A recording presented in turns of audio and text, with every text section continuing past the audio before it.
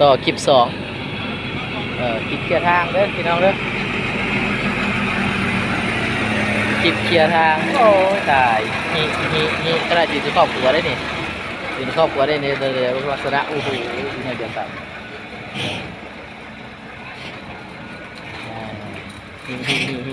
เห็นไหม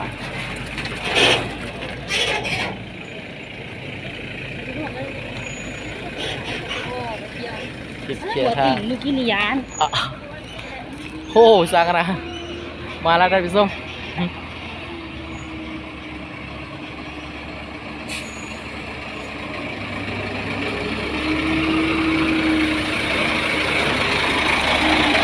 นี่เบิ่งความหิขวานี่ท่านผู้ชมนี่เห็นว่าละนี่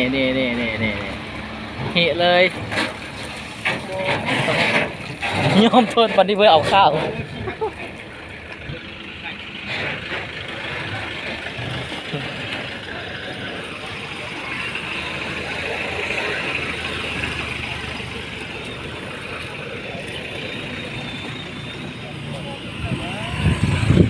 อ้าวโชคดีมาเมื่อนี้ได้ข้าวไปหน่อยหนึ่งโชคดีเขาครบโชคร้าย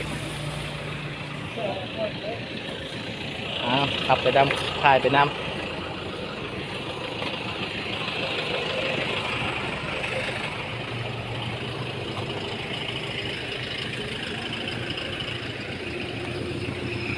คลิปเคลียร์ทางนะ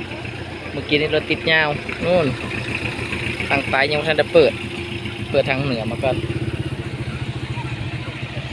หูฟังเปิดพัจุพีจมคนเดียวมุมอยู่ก่อนอันตรายเลยครับ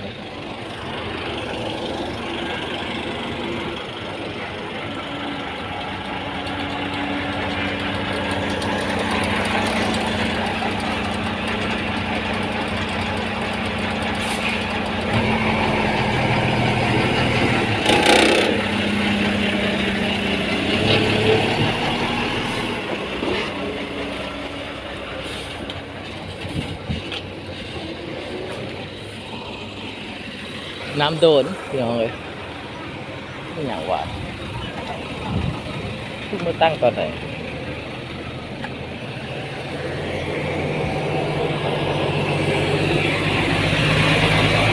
คืออย่าง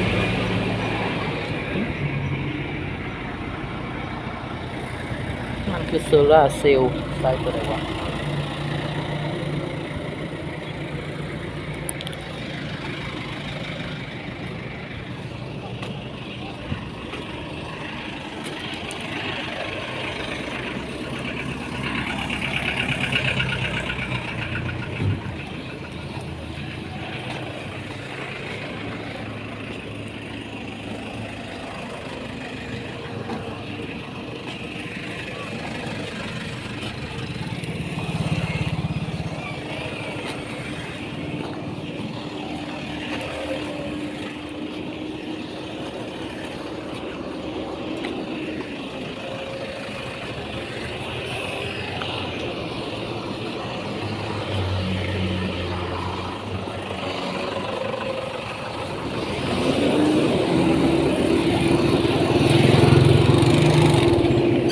หลุดกระนั้นออกตัวไปแล้ว